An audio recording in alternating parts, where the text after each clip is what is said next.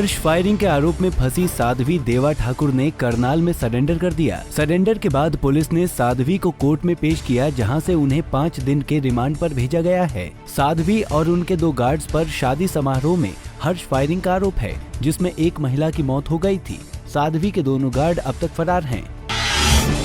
नोटबंदी के बाद कतार में लगे लोगों की मौत की तुलना उड़ी हमले के शहीदों से करने पर कांग्रेस नेता गुलाम नबी आजाद का चौतरफा विरोध हो रहा है।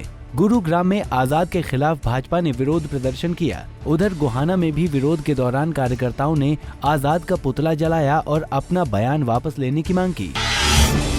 SYL के मुद्दे पर इनेलो अब पोल खोल अभियान शुरू करेगी। 1 दिसंबर से 15 फरवरी तक इनेलो का ये अभियान चलेगा। इनेलो नेता अभय चौटाला ने कहा कि अगर सरकार SYL का काम शुरू करवाने में कामयाब नहीं होती है तो इनेलो सरकार के खिलाफ भी विरोध प्रदर्शन करेगी। SYL पर अब जाटों ने भी सरकार को अल्टीमेटम दे दिया है। जाट नेता हवा सिंह सांगवान ने 26 जनवरी तक SYL के मसले पर समाधान का अल्टीमेटम दिया है। इसे देखते हुए सोनीपत में धारा 144 लागू कर दी गई है। ये आदेश 13 जनवरी तक लागू रहेगा। फरीदाबाद के सूरज कुंड में आज रेल विकास शिविर का आयोजन हुआ, जिसमें PM मोदी ने वीडियो कॉन्फ्रेंसिंग के जरिए संबोधित किया।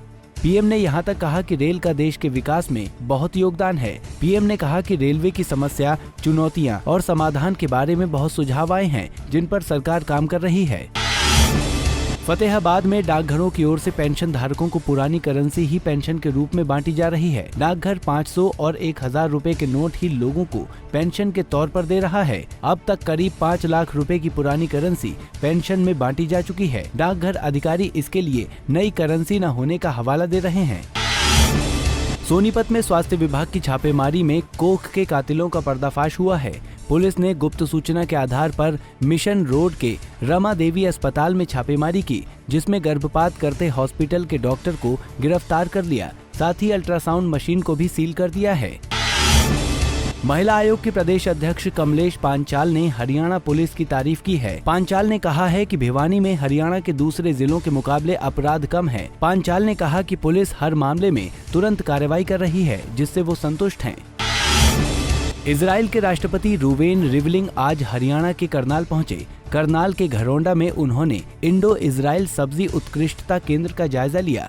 यहां उन्होंने कहा कि भारत में खाद्यान्न का उत्पादन बढ़ाने के लिए इजराइल हर मुमकिन मदद देने के लिए तैयार है। इस दौरान कृषि मंत्री OP धनखड़ भी मौजूद रहे। जुलाई 2017 तक हरियाणा प्रदेश पूरी तरह से खुले में शौच मुक्त हो जाएगा। चंडीगढ़ में एक हरियाणा स्वच्छ भारत मिशन सोसाइटी की कार्यसमिति की बैठक हुई। बैठक के बाद स्वास्थ्य मुख्य सचिव DS ढेसी ने कहा कि अब तक 61% यानी प्रदेश की 3789 पंचायतें खुले में शौच मुक्त हो गई हैं। Bureau report, Punjab Kesari TV।